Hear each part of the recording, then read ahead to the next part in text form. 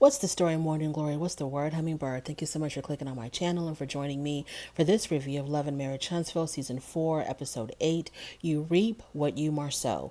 So we start off where we left off in the previous episode, which was Stormy and Destiny going back and forth, trying to get at each other. Luckily, the other women were able to keep them apart. Tisha was able to pull Destiny back into some room. Anyways, the long and short of it all, I think that the fight between these two women, I think it was really, truly instigated by Destiny. And I think Destiny is upset with Stormy because Stormy is Melody's new BFF or her new bodyguard or whatever you want to call it.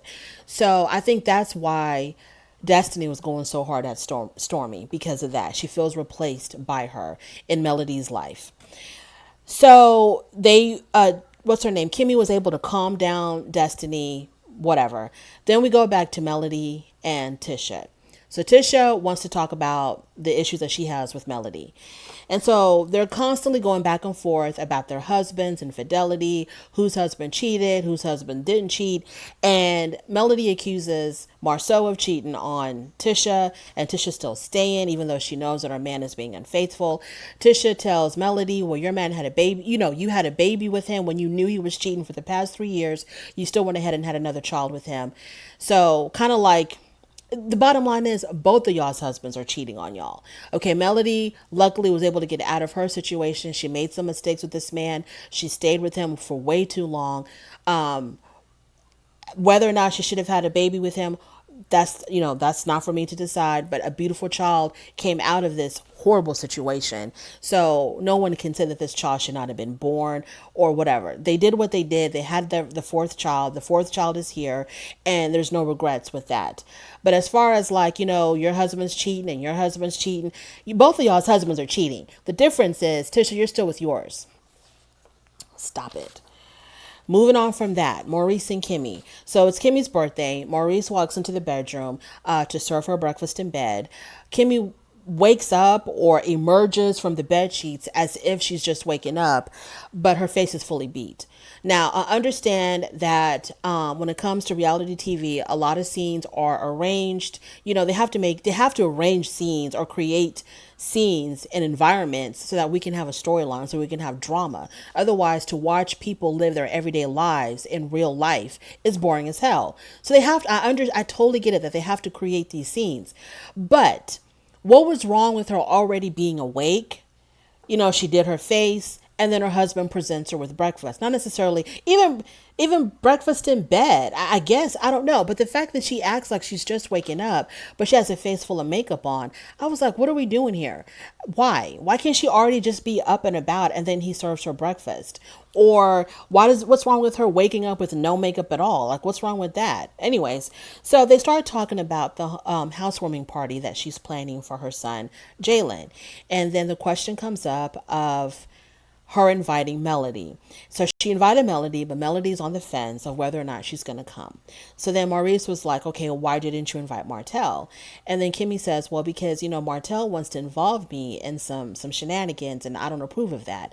So I think she's referring to some comment that Martell made. I don't know what the comment was, but he made some comment on the picture that Marceau had posted showing all the guys were together in ATL, whatever. So she has an issue with whatever comment that Martell had posted. And I'm thinking to myself, Kimmy, why do you have an issue with some comment that Martell posted under that picture, but you don't have an issue with your brother-in-law even posting that picture? Like, I don't understand. But you're going to invite Marceau to the housewarming, but you don't want to invite Martell. My whole point is this. Why didn't Kimmy tell Maurice, I'm not inviting Martell because I'm inviting Melody, and the two of them cannot be in the same room together? And Melody promised me that if I ever have an event, not to invite her and Martell at the same event. That is the reason why. Why are you talking about some dumb comment that Martell made under this dumb picture? It didn't make any sense. So then Maurice calls Martell and tells Martell, hey, if your ex-wife can't come to the housewarming, will you be willing to come? So Martel's upset because he's like, oh, okay, so you're just inviting me as an afterthought. Why? Why am I invited as an afterthought? So he's upset about that. He's going on and on about that. He was so upset about it that his phone froze. And so, like, I'm not understanding why you would even tell him that. Hey, can you come if your ex-wife, like, why would y'all do that? That doesn't make any sense. You're an attorney, Maurice. Kimmy, out of all the people on this show, I kind of hold you in high esteem. So why are y'all making these dumb decisions and saying these dumb things? Just tell him, Martel, I'm sorry. I invited Melody because if the two of y'all can't be in the same room together, I'm a little bit closer to Melody than I am to you. That's why I invited her. If you want to come and she don't show up, fine. If you don't want to come, fine. But the next event that we have, you're going to get first dibs. And then just end it like that. Anyways, moving on. So now we move on to Marcel and Miss Wanda. So Marcel has a meeting with Wanda, and I thought it was going to be where she was supposed to be shadowing him, but evidently I was wrong. So once Wanda shows up, she's late. Marcel's upset that she's late. They go inside. He starts taking her around the kitchen, and then he looks at her and he's like, are you even dressed to be in a kitchen? Because she had on her nice outfit. She had on her high heel shoes, and she's like, I don't care about no kitchen work. I'm here for you to sign these papers so that I can get my loan for my food truck. So then Marceau tells her, well, I'm not going to sign up for any loan for any food truck unless I can see that you're really dedicated to this and you're willing to put in the work and the grit to make a business work. So come over here and wash these dishes. And Ms. Wanda was really upset about that because she's like, I didn't come over here to wash no damn dishes. You got me all messed up today. So then, because she was upset about that, she proceeds to bring up this information about that she saw on the internet. There's this picture floating around on the internet of Marceau in a hotel room, evidently with some chick, but the picture only shows his back. So she says, is that you in that picture? So Marceau said, no, that's not him. He denied it, right? He completely denied it. So then Miss Wanda asked him straight up if it was him. Marceau then says, well, go ask whoever put those pictures up if that's me or not. So Marceau says he doesn't know what his back looks like, so he can't confirm or deny if that's him. Miss Wanda says, well, you need to worry about your reputation because your reputation is at stake. And Miss Wanda asked him if he was in Atlanta on January the 4th. I guess that's when these pictures were allegedly taken. Marceau said yes. Real easily, real quickly, he said yes. Miss Wanda says, okay, so a truth you can answer to right away, but a lie you don't answer to right away. Then Marceau refuses to answer Miss Wanda's question because he says, I have built enough trust with the people that I care about. And then he tells her, if I'm lying or if I'm telling the truth, my story isn't changing. And I was like, what the hell does that mean? If I'm lying or if I'm telling the truth, my story isn't changing. I mean, that sounds like you're lying then. A sentence like that indicates that you're full of it and you're lying. And so Marceau then tells her, you know what you will never, ever, ever get? And Miss Wanda says what? He says, you will never have a single receipt on anything. And Miss Wanda says, that part right there, that's telling me something. So this whole exchange between Wanda and Marceau, it didn't look good for Marceau. It did not look good for him at all.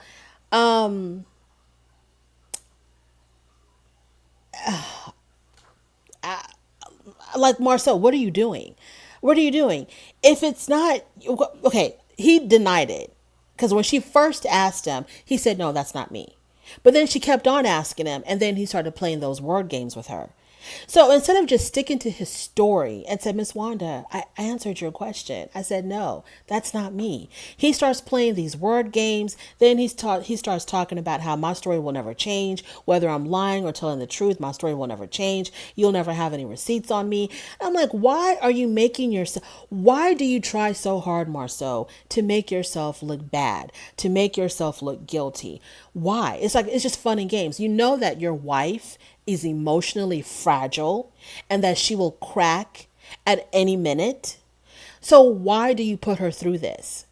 because she wants you to confirm that you have never cheated on her. You will never cheat on her. You have never glanced at another woman, that you don't even know that other women exist on this planet. That's what she wants you to say, but you won't even give your wife that to give her just a little sense of security.